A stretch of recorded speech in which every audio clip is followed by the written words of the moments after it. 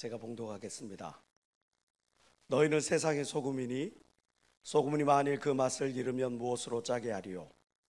후에는 아무 쓸데없어 다만 밖에 버리워 사람에게 밟힐 뿐이니라. 너희는 세상의 빛이라. 산 위에 있는 동네가 숨기우지 못할 것이요 사람이 등불을 켜서 말 아래 두지 아니하고 등경 위에 두나니 이러므로 집안 모든 사람에게 비추느니라. 16절 다 같이 시작. 이같이 너희 빛을 사람 앞에 비추게 하여 저희로 너희 착한 행실을 보고 하늘에 계신 너희 아버지께 영광을 돌리게 하라. 아멘. 저는 마태복음 5장의 이 말씀에 의지해서 영향력 있는 크리스찬이 되자, 영향력 있는 크리스찬이 되자라는 주제로 함께 은혜를 나누고자 합니다. 전 세계 문화 영향력, 가장 큰 영향력을 미치는 나라가 어느 나라일 것 같으세요? 미국? 중국? 아니죠. 패션과 그리고 예술계를 리드해 나가는 이탈리아와 프랑스가 1, 2위를 달리고, 그리고 미국이 세 번째로 전 세계의 가장 큰 문화 영향력을 행사해 나아가고 있다고 합니다. 우리나라는 몇 위나 될 것 같으세요? 우리나라는 무려 7위. 작년에 20위였다가 무려 13계단이나 뛰어 올랐어요. 아마도 오스카상을 휩쓸었던 저 기생충이나 또 유명한 저 오징어 게임이나 또 BTS와 같은 그런 그룹들의 활동 때문에 우리나라의 문화 영향력이 이렇게 갑자기 올라갔겠죠. 1988년도에 우리나라가 올림픽을 개최했을 때 한국이란 나라를 들어보지 못한 세계 시민들이 80%가 넘었어요. 한국이 도대체 어디야? 심지어는 중국이나 일본 어느 한 속주를 의미한다고 생각하는 사람들도 많이 있었습니다. 그러나 이제 더 이상 K-팝이나 K-드라마를 신청하는 것을 열광하는 것을 더 이상 새삼스럽게 바라보지 않을 만큼 우리나라의 문화 영향력은 이렇게 커져갔죠. 큽니다. 영향력이라고 하는 것, 그것은 전파력, 파급력, 에너지, 바로 그것을 의미합니다. 얼마만큼의 영향력을 갖고 있느냐는 굉장히 중요한 거죠. 오늘 성경은 우리에게 말씀하고 있습니다. 너희는 세상이 빛이고 너희는 세상의 소금이다. 빛이 되라, 소금이 되라 말씀하지 않고 이미 우리는 하나님의 말씀에 의해서 하나님의 은혜로 말미암아 빛이 되고 소금이 되었어요. 다시 말해서 너희는 이 세상에서 내가 명령한 말씀을 가르쳐 지켜 영향력을 행사하라 라고 하는 것이 하나님의 뜻인 걸 믿는 사람만 박수며 하나님께 영광 돌리시기 바랍니다. 너희는 내가 가르쳐 분부한 모든 것을 지켜 행하라. 마태복음에 예수께서 승천하시면서 부활하시고 승천하시면서 올라가시면서 우리에게 명령한 말씀이죠. 영향력을 행사해라. 불이 났어요. 어떤 사람은 불이 나니까 물 양동이를 가지고 불을 끕니다. 어떤 사람은 소화전에서 소방호스를 가다가 불을 끄죠. 어떤 사람은 119에다 신고를 해서 소방차가 등장하기도 하고요. 그러나 어떤 사람은 비행기나 또는 소방 헬기를 불러가지고 한꺼번에 수백 톤의 물을 쏟아부어서 순식간에 불길을 잡는 그런 사람들이 있습니다. 영향력이란 바로 이것이에요. 오늘 이 시간에 저와 여러분들 한번 생각해 볼 필요가 있어요. 무엇을? 나는 내가 속한 나의 가정에서, 내가 속한 교회에서, 직장에서 내 언어의 파워는 어느 정도 되는가? 나라고 하는 존재는 얼마만큼의 영향력을 가지고 있는가?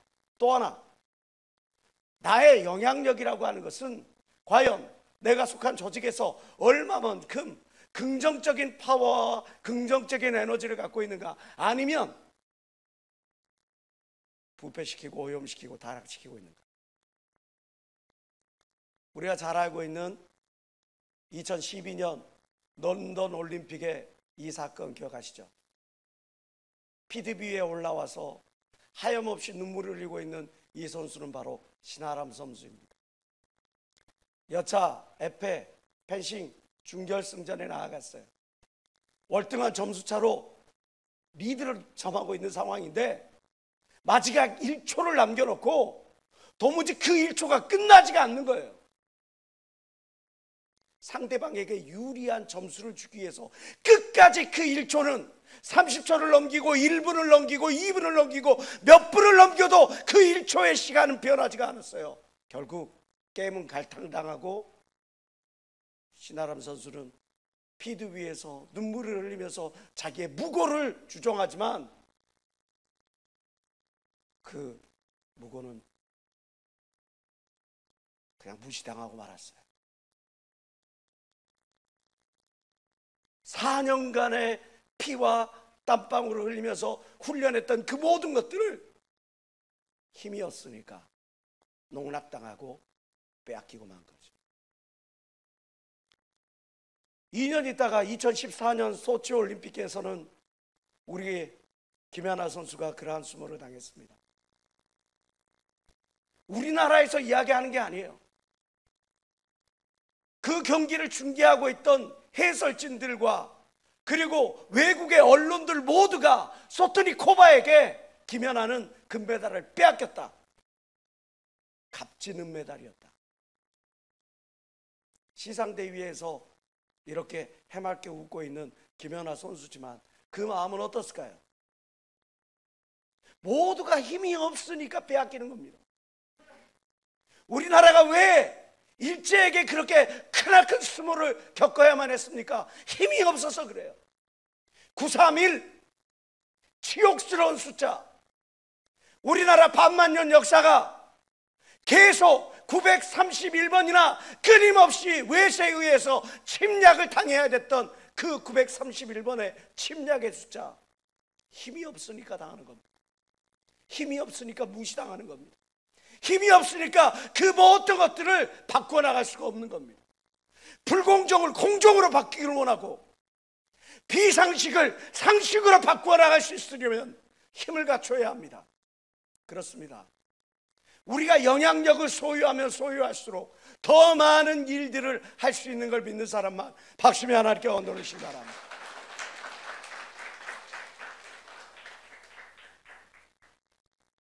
힘 있는 사람에게 함부로 하지 않아요. 힘 있는 나라에 함부로 하지 않습니다. 오히려 소비를 내밀어 친구가 돼가지고 청하죠. 영향력은 바로 그러한 거예요. 에너지죠. 영향력을 한마디로 저는 이렇게 말하고 싶습니다. 영향력은 세상을 바꿀 수 있는 힘이다. 영향력은 세상을 바꿀 수 있는 기회다. 따라서 합시다.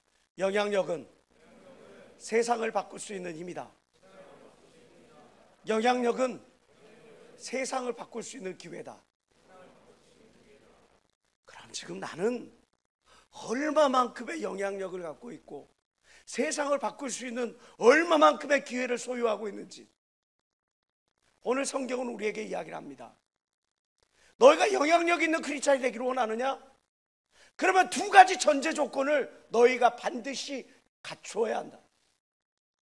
영향력 있는 크리스찬이 되기 위한 두 가지 전제 조건. 첫 번째는 무엇입니까? 맛을 잃지 말라고 하는 거예요. 13절 말씀 보겠습니다.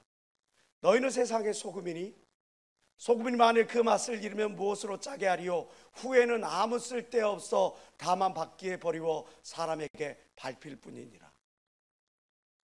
영향력 있는 크리스찬이 되기를 원한다면 첫 번째로 우리가 갖춰야 될 것이 바로 맛을 잃어서는 안 된다는 거예요.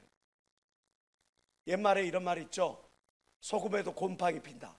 와, 소금에 곰팡이가 펴요? 소금에 곰팡이가 피면 그거 제대로 쓸 수 있을까요? 없겠죠. 맛을 잃은 소금이 있을까요? 있습니다.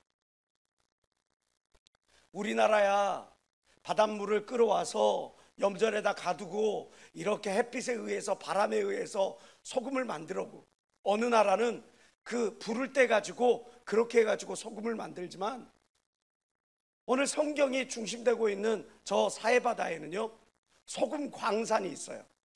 야, 노천에 소금 산이 있어. 그래서 삽으로 꽃갱이로 그거를 깨가지고 가져오면 그냥 소금을 쓸 수가 있는 거예요. 중요한 것은 이때 삽하고 꽃갱이를 함부로 쓰게 되면 그 소금 광산 옆에 있는 그 석회와 그 소금이 뒤섞여. 그래서 소금이 짠맛을 내는 게 아니라 쓴맛을 내는 그런 불편한 현실에 처하게 된다는 거예요. 그래서 소금을 깰 때 조심스럽게 깨야 돼요. 함부로 캐내면 안 돼요. 그렇게 되면 소금이 부패되고 오염됩니다.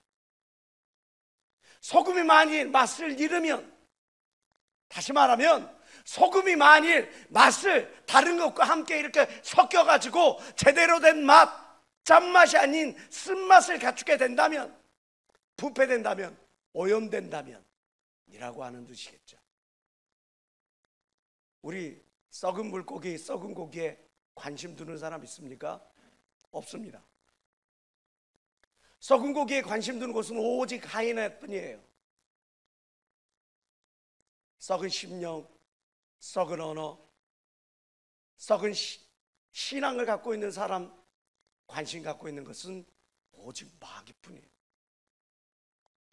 우리가 깨어있지 못한다면, 내 심령이 부패되어 있고 오염되어 있고 엉뚱한 것에 관심을 쏟는다면, 그러면 우리가 소금의 제대로 된 역할을 감당할 수가 없는 거예요.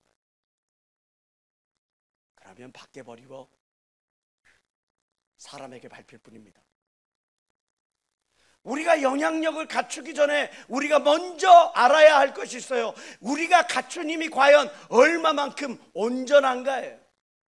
내가 얼마만큼 큰 영향력을 갖추고 있느냐, 그것보다 더 중요한 것은 내가 갖고 있는 이 영향력이라고 하는, 내가 갖고 있는 에너지라고 하는 것, 내가 갖고 있는 이 말의 파워라고 하는 것, 행동의 파워라는 것이 얼마만큼 긍정적이고 건설적이고 사람을 살리는 힘이냐는 거예요.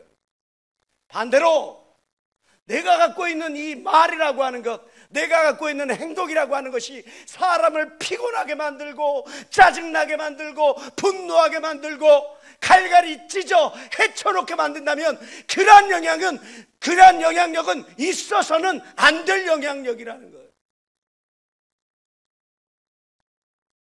지금 나는 어떤 영향력을 소유하고 있습니까? 나는 크리스찬으로서 싱싱한 맛을, 은혜로운 맛을, 그런 맛을 소유하고 있습니까?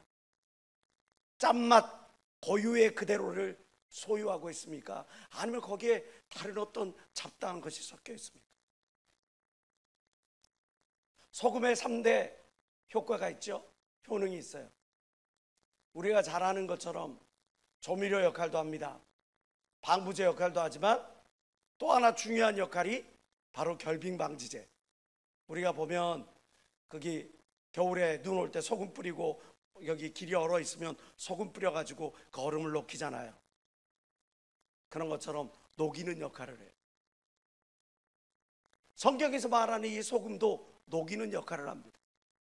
마가복음 9장 50절에 이렇게 말씀하고 있죠. 다 같이 한번 읽어볼까요? 시작. 그 맛을 잃으면 무엇으로 이를 짜게 하리요? 너희 속에 소금을 두고 서로 화목하라. 너희 속에 소금을 두고 서로 화목하라. 소금과 같은 말씀을 가지고 서로 화목하라. 시편 147편은 이렇게 말씀하고 있어요. 그 말씀을 보내사 그것들을 녹이시고 말씀을 불게 하신즉 물이 흐르는도다. 말씀이 사람과 사람 사이를 녹인다는 거예요. 에베소서 2장 14절은 이렇게 말씀합니다. 그는 우리의 화평이시니라. 누가? 예수 그리스도가. 말씀이 육신이 되어 이 땅에 오신 게 바로 예수님 아닙니까? 예수 그리스도의 말씀이 바로 우리 가운데 화평이 되어서 둘을 하나로 만들고 중간에 막힌 담을 헐게 만드는 거예요. 소금은 이렇게 깨어진 것을 하나로 만들고 무너진 것을 바로 세우는 역할을 하는 거예요. 그런데 소금을 뿌렸어. 소금이 들어갔어. 하나님의 은혜의 말씀이 들어갔어. 그러면 그 조직이 살아나야 되고 맛이 나야 되고 얼었던 것이 나뉘었던 것이 하나가 되어야 될 텐데 하나가 되기는 됐는데 그게 어떻게 된 게 서로를 흉보고 험담하고 헐뜯고 비방하고 비평하는 존재가 되었어. 왜 그래? 소금이 맛을 잃었기 때문에. 다시 말해서 소금이 오염된 소금이 되었기 때문에. 지금 이 시간 내 심령, 나의 언어, 나의 행동, 이것이 그리스도의 말씀에 비추어 봐서 오염되어 있지 않은지, 부패되어 있지 않은지, 섞여 있지 않은지 우리가 스스로를 점검해 봐야 되지 않겠습니까? 여러분, 우리는 우리 스스로의 힘으로 온전해질 수가 없어요. 그래서 성도의 힘은 얼마만큼 하나님과 깊은 관계를 갖고 있느냐. 다시 말해서 하나님과의 영적 교제의 깊이에 성도의 힘이 달려 있는 거예요. 내가 온전해지기 위해서, 내가 내 맛을 온전히 지켜나가기 위해서 무엇보다도 하나님과 영적 깊이가 더욱더 가까워져야 되고 단단해져야 돼. 나는 과연 어떠한가? 저 미국과 캐나다를 아우르는 나이아가라 폭포를 우리는 잘 아시죠? 근데 나이아가라 폭포에는 갈매기가 등장해요. 지난 설교 시간에도 갈매기가 등장했는데 오늘 또 등장하는 저 갈매기. 아니 폭포에 왜 갈매기가 있나? 얼마나 높은 곳에서 얼마나 많은 물이 그냥 하면서 쏟아져 내리는지 그 밑에서 헤엄치던 물고기가 그 물에 맞아가지고 배를 뒤집어 엎고 하고 있어. 해벨레에 있어. 그 물고기를 잡아먹으려고 저 멀리에 있는 바다에서부터 갈매기들이 끼리끼리 해갖고 달려 모여들어서 그 물고기들을 잡아먹는다는 거예요. 도대체 그 근원지, 그 물이 얼마만큼 크길래 도대체 저 나이아가라 폭포의 어마어마한 수량을 1년 365일 지금까지 계속 어마어마한 수량의 물이 내려오는 것일까? 나이아가라 폭포를 위를 따라서 쭉 올라가다 보면 우리가 역사 시간이나 지리 시간에 많이 배웠던 미국의 5대 호, 5개의 큰 호수를 그게 등장을 합니다. 캐나다의 토론토에서부터 미국의 시카고까지 무려 비행기를 타고 2시간 동안이나 날아가서 볼 수 있는 그 5대 호가 바로 나이아가라 폭포의 근원지. 폭포 하나는요 우리 남한보다 더 커요. 거기에 있는 5대 호수를 전부 다 합해 놓으면 우리 한반도가 그냥 들어갔다 나와도 돼. 그거보다 더 커. 어마어마한 크기의 그 면적에서 나오는 그 물이 매일 매 시간 쏟아져 내려오니까 그 물이 영향을 받아가지고 저 나이아가라 폭포를 이루는 거예요. 성도의 힘이 어디 있다고요? 하나님과의 영적 교제에 있는 거예요. 하나님과의 영적 교제가 얼마나 깊은가, 얼마나 단단한가, 그것이 내가 갖고 있는 영적 영향력의 힘이라고 믿는 여러분 되시길 주의 이름으로 축원합니다. 그래서 우리가 기도해야 되는 겁니다. 그래서 예배를 사모해야 되는 겁니다. 그래서 하나님 앞에 나오는 것을 즐겨야 됩니다. 만물이 마지막이 가까울수록 너희는 모이기에 힘쓰라 말씀하신 이유가 바로 그 때문이에요. 예배를 통해서 우리의 영혼이 생명을 얻어야 돼. 예배를 통해서 우리의 영혼이 하나님의 능력을 받아야 돼. 예배를 통해서 우리가 하나님과 더욱더 깊이 있는 교제를 이루어야 돼. 나의 믿음의 현주소를 살펴보고 그리고 나서 세상과 싸워 이길 수 있는 믿음의 담력을 얻어야 돼. 그래야 될 때 우리가 우리 안에 세상 살아가면서 이렇게 묻고 저렇게 묻은 모든 부패한 것들을, 그 찌꺼기들을 다 맑게 씻기고 온전케 되어져서 이 세상의 소금의 역할을 제대로 감당하게 될 것 믿는 사람만 박심의 하나님께 원돌리시기 바랍니다. 여러분, 우리가 이 세상의 소금이 되려면 무엇보다도 맛을 잃으면 안 돼요. 부패되면 안 돼요. 죄와 타협하면 안 돼요. 오염되면 안 돼요. 또 하나, 우리의 영적 영향력을 온전케 하고 더욱더 크게 할 수 있는 두 번째 전제 조건은 바로 등경 위에 있어야 한다는 겁니다. 16절, 15절 말씀 보겠습니다. 사람이 등불을 켜서 말 아래 두지 아니하고 등경 위에 두나니 이러므로 집안 모든 사람에게 비추느니라. 등경이 뭐죠? 등대거리, 등잔거리, 등잔을 거는, 등잔을 놓아두는 이 거리를 등경이라고 그래요. 이 등불을 아무 데다 놔두면 안 돼. 모든 사람들이 볼 수 있는 바로 최적화된 자리에다 놔야 돼. 아래에다 두면 안 되고 너무 높여줘도 안 돼. 등경 위에 내놔야 돼. 우리가 영향력 있는 인물이 되기 위하여 등경 위에 있어야 된다라고 하는 의미는 무엇입니까?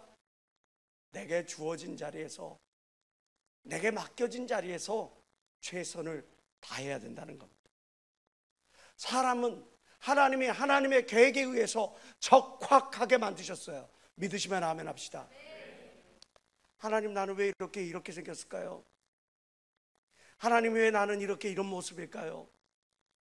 하나님, 나는 왜 이렇게 똘똘하지 못하고 어찌하지 못하고 어떻게 할까요? 아니에요. 하나님은 쓰레기를 만드신 게 아니라 가장 최선의 모습으로 여러분들의 목적에 맞게 계획 가운데 만들었다고 믿는 사람만 박수며 하나님께 원하시기 바랍니다. 비행기도 길이 있죠. 배도 길이 있어요. 심지어는 자전거도의 길이 있어요. 그 길을 벗어나서 달리다 보면 벌칙만 받는 것이 아니라 사고도 당합니다. 옛날에 우리나라의 비행기가 가야 될 길을 가지 않냐고 엉뚱한 길을 잠깐 들어섰다가 저 소련에서 쏜 미사일에 맞고 추락하고 말았잖아요. 수없이 많은 사람들이 가장을 잃었습니다. 길을 잃어버리니까 이런 일이 벌어지는 거죠. 재밌는 현상 아세요? 여러분, 모든 살아있는 것들은요 비행기의 좌석에 앉게 해놨어요. 근데 죽은 것들은 아무리 대통령이라도 좌석에 앉을 수 없어요. 좌석에 세울 수 없어요. 화물칸에다 넣습니다. 산 것은 좌석, 죽은 것은 화물칸. 비행기에 철저하게 이렇게 지켜지고 있는 법이에요. 여러분, 이 세상 우주 만물 모든 것이 각자의 자리가 있어요. 우리를 하나님의 뜻과 계획 가운데서 만드셨다는 것을 믿는다면, 지금 내가 서 있는 이 자리가, 내게 주어진 이 직분이 하나님께서 나에게 가장 요구하는 그 일이라는 사실을 믿고 거기서 최선을 다해야 되지 않겠습니까? 그런데 내가 하는 것은 어떤 팀장의 역할도 아니고 회장단의 역할도 아니니까 그냥 일개 팀원이니까, 아니 나는 그냥 일개 팀장이니까 이것들은 회장단에서 해야 되고 이것들은 누군가가 해야 되고 나는 뭐 이 정도는 해도 되지 않고 나는 이것만 하면 되지, 나를 대우해 주면 하고 나를 우대해 주지 않으면 나 이거 하지 않고. 이 얼마나 유아적인 발상입니까? 바울은 고린도전서 4장 2절을 통해서 우리에게 말씀합니다. 맡은 자에게 구할 것은 충성이니라. 우리가 충성의 한자 다 아시잖아요. 가운데 중자에 마음 심자, 충성 충자, 그리고 이룰 성자예요. 말씀 안에 이룰 성자. 하나님의 말씀을 이루는 것이, 나에게 이 일을 맡기신 분의 그 의지를 이루는 것이, 그것이 충성된 거예요. 맡겨진 것을 충성된 것이 하나님 자세, 하나님 자녀의 자세. 디모데후서 4장 5절 다 같이 한번 읽어볼게요. 시작. 너는 모든 일에 근실하여 고난을 받으며 전도일에 일을 하며 직무를 다하라. 놔두세요. 모든 일에 근신하여 깨어있어 고난을 받으며. 자존심은 상하기 싫어하죠. 힘든 일 하는 건 싫어하죠. 사람들 앞에서 쓴소리하는 그 위치는 싫어하죠. 본을 보여야 되는 그 자리는 너무나 피곤하죠. 그러니까 내가 할 수 있는 일만 하고 내가 편하게 생각하는 일만 하려고 하죠. 과연 그런 자가 하나님 앞에서 내가 하나님 직무를 다했습니다, 내가 맡은 모든 일을 최선을 다했습니다 라고 말할 수 있습니까? 내게 맡겨주신 것은 무엇이든지 아멘하고 기쁨으로 받아들인 자가 진실로 하나님의 자녀인 걸 믿는 사람만 박심의 하나님께 언어를 시바랍니다. 오늘 본문의 5장 16절에서 이같이 너희 빛을 사람 앞에 비추게 하여 저희로 다 같이 시작. 너희 착한 행실을 보고 하늘에 계신 너희 아버지께 영광을 돌리게.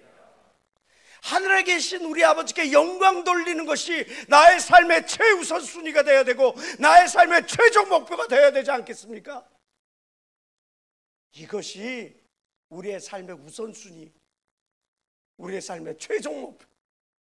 하나님께 영광 돌리는 삶이 나의 삶의 기쁨 되어야죠. 이게 바로 등경 위에 놓여있는 등불의 위치라는 사실이에요. 제가요 30여 년간 19살에 교육전도사를 시작하고 20살에 개척교회를 맡아가지고 지교회를 이끌었어요. 24살에 서울에 올라왔더니 24살에 제가 교육전도사 중에 선임전도사가 되어 있습니다. 그때부터 사람들을 이끄는 자리에만 계속 있었어요.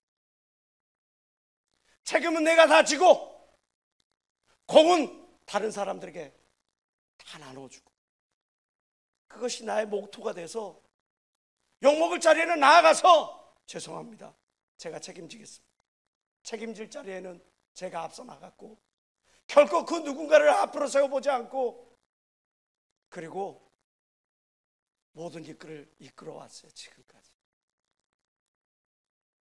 연합수련회도 만들고 교회 신문도 만들고 교사대학도 만들고 신학교도 강의하고 주어진 일들에 정말 최선을 다해서 저를 갈아 넣었다고 생각합니다.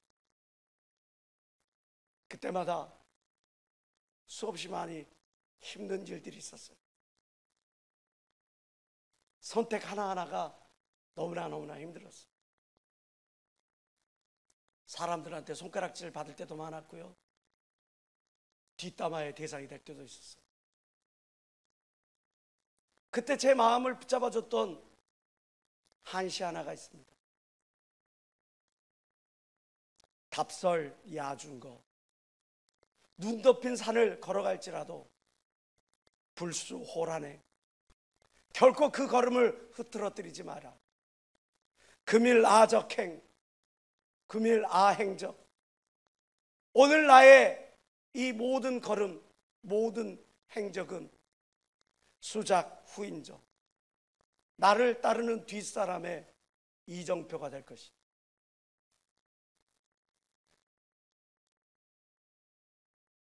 초기자 목사님을 바라보면서 목회란 저렇게 하는 것이고, 영혼을 사랑하는 것은 저렇게 하는 것이고, 하나님을 사랑하는 것은 저렇게 하는 것이고, 나는 그러면 어떻게 비틀거리지 아니하고 내 뒤를 따르는 후배들에게, 제자들에게 긍정적인 영향력을 미칠 수 있을까 생각하면서 제 자신을 쳤어요. 지금 이 자리에 있는 직분자들, 때때로 남이 맡기 힘든 일, 남이 거부하는 일, 불편한 일, 쓴소리, 이러한 것들 때문에 부담을 느끼게 하고, 이러한 것들, 이 멍에를 벗어버리고 싶을 때도 있죠. 그러나 맡겨진 자리에서 충성할 때 하나님 그 무엇보다 기뻐하실 걸 믿는 사람만 박수며 하나님께 온누리십니다.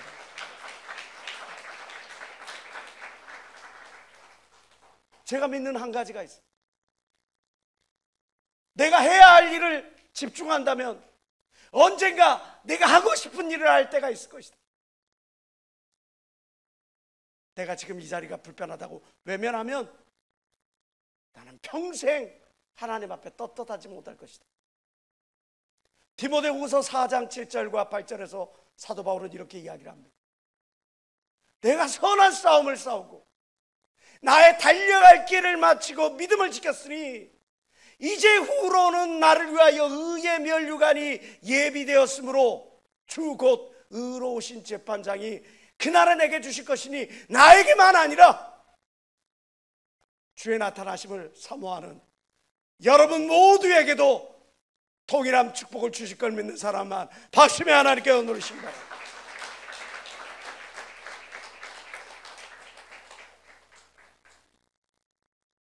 어떤 사람의 쓴 글에서 재밌는 기사가 있길래 여러분들에게 소개를 시켜드리려고 해요. 저 사막 부족의 어떤 사람이 초대를 받아서 미국을 가게 됐어요. 호텔에 들어가 봤더니 이게 웬걸?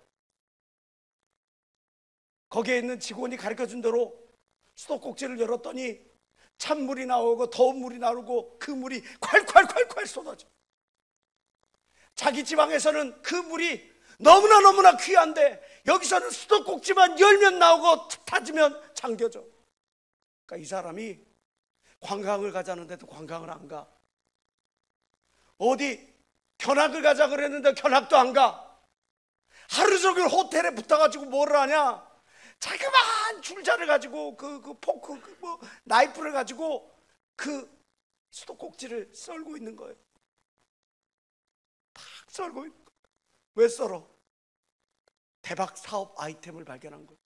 이 수도꼭지만 있으면 이제는 나는 이 부족에서 떵떵거리며 살 수 있을 거다 생각하고 그 수도꼭지를 갈고 갈아서 귀국을 했어요. 자기 아내에게, 여보, 내가 사업 대박 아이템을 발견했어. 이제 우리 집은 부자가 됐어. 뭘 발견했는데요? 잘 봐. 그리고 벽에다 이 수도꼭지를 붙인 거예요. 떨어질까봐 꽁꽁꽁꽁 붙이고 본드로 붙이고 딱 붙였어. 잘 봐. 따라란 따라라란 수도꼭지를 돌렸어요. 저 봐. 물이 나오지가 않아요. 이게 어떻게 된 거지? 어떻게 되긴요? 수도관하고 연결되지 않으니까 물이 나오지 않아요. 우리의 능력의 근원, 힘의 근원, 은혜의 근원, 내 지식과 지혜의 모든 근원, 하나님으로부터 연결되지 아니하면 우리는 저 동강난 수도꼭지와 하등 다를 바 없는 그런 존재가 됩니다. 누에는요, 자기의 창자에서 씨를 뽑아서 거기에서 집을 지어요. 저 까치는요, 저 제비는요, 자기 입에 침을 탁 뱉어가지고 흙을 이겨서 그걸 가지고 집을 지어요. 저 까치는 막 나와가지고 그냥 멀리 떨어져 있는 집단들을, 볏집들을 모아다가 집을 지어요. 그렇게 열심으로 집을 짓습니다. 창자에서 씨를 뽑으니 누에가 얼마나 고통스럽겠어요. 자기에게 침을 탁탁탁탁탁 뱉어가지고 그것으로 진흙을 익으니 얼마나 고통스럽겠어요. 볏짚을 지고 나르느라고 저 까치는 부리가 망가지고 깃털이 빠져도 그렇게 해서 집을 지어요. 그렇게 해서 누에고치는 10일 동안 그 집에서 살고, 제비는 6개월을 살고, 까치는 그 집을 1년을 삽니다. 계절이 지나요. 그러면 누에고치는 그 10일 있다가 그 집을 버리고 떠납니다. 제비는 6개월 있다가 그 집을 버리고 떠납니다. 까치는 1년 있다가 그 집을 버리고 떠납니다. 자기가 떠날 장소를 알아서 그 모든 귀하게 자기가 최선을 다했던 모든 것들을 다 버려두고 떠나요. 아낌없이. 근데 사람만큼은 떠나질 않아. 내가 갖고 있는 이 부귀가, 물질이, 통장에 있는 이 잔고, 주식계좌의 모든 것, 이 모든 것들이 내가 평생 가지고 갈 것인 것처럼 아득바득 쥐다가 그러고 죽을 때는 빈손으로 놓고 가. 이것처럼 어리석은 사람이 어디 있어요? 어떤 사람에게 명품 옷을 사줬더니 그 명품 옷을 구겨질까봐, 해질까봐 자리에도 제대로 앉지 못하는 사람을 봤어요. 그에게 명품 옷이 뭐가 그렇게 중요한 겁니까? 쓰라고 돈을 줬는데 그 돈을 쓰지 못하고 그냥 바들바들 돈의 주인이 된 게 아니라 돈의 노예가 되어갖고 살아가고 있어요. 전도몽상이라. 전도, 가치가 뒤바뀌었다는 거예요. 몽상, 헛된 꿈을 가지고 살아간다는 거예요. 무엇이 중요하고 무엇이 소중한지를 몰라가지고 헛된 꿈을 가지고 살아가는 게 오늘날의 사람들이에요. 지금 이 자리에 있는 저와 여러분, 무엇이 삶의 최우선 목표가 되어야 됩니까? 무엇이 삶의 최우선 가치가 되어야 합니까? 아직까지 전도몽상, 헛된 것을 꿈꾸다가 가장 중요한 것을 놓치고 살아가고 있지는 않습니까? 영향력은 힘이요, 영향력은 기회입니다. 어떤 힘이요, 어떤 기회입니까? 내가 사람들에게 무시받지 않을 힘이고, 내가 사람들에게 내 이름을 알릴 기회입니까? 그것이 아니라 나로 말미암아 나의 착한 행실로 하나님께 영광을 돌릴 수 있는 기회입니다. 하나님께 영광을 돌릴 수 있는 힘을 소유하는 것이 바로 하나님의 자녀들의 영향력인 겁니다. 전도몽상, 헛된 미몽에서 깨어나시길 주의 이름으로 축원합니다. 이제 하나님 자녀로서 온전한 영향력을 소유해서 맛을 잃지 말고요, 내 자리를 지켜서 말이죠, 하나님의 영광을 드높일 수 있는 저와 여러분들 길 주의 이름으로 축원합니다. 기도하시겠습니다. 이같이 너희 빛을 사람 앞에 비추게 하여 저희로 너희 착한 행실을 보고 하늘에 계신 너희 아버지께 영광을 돌리게 하라. 하나님 아버지,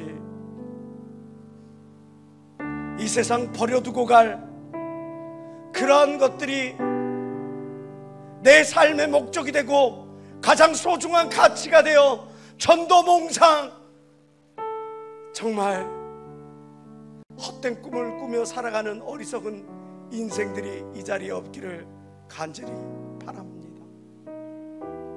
하나님께 영광 돌리는 삶이 우리 삶의 최고의 목표가 되게 하시고 최선의 삶이 될 수 있도록 내게 주어지는 모든 기회들에 최선을 다할 수 있도록 역사해 주시옵소서.